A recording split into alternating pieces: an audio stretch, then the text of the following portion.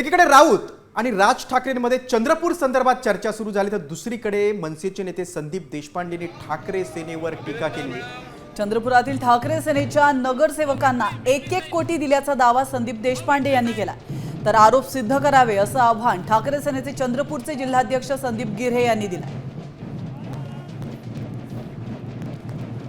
प्रत्येक नगरसेवकाला 1-1 कोटी रुपये हे दिले गेलेले आहेत आणि प्लस या बाकीची ऑफर आहे जी माझी चंद्रपूरमध्ये जे उबाटाचे नगरसेवक गेलेत त्यांना।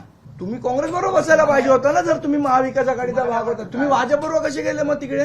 म्हणजे तुम्ही कराल ते सगळं चालतं योग्य बरोबर, दुसऱ्यांनी केलं की मग इथे येऊन राजू पाटील भाजपला विकले गेले आहेत, हे असं झालंय तसं झालंय, अशा प्रकारे योग्य नाही ना बोलणं। मग तुम करे तो रासलीला, हम करे तो कॅरेक्टर ढिला।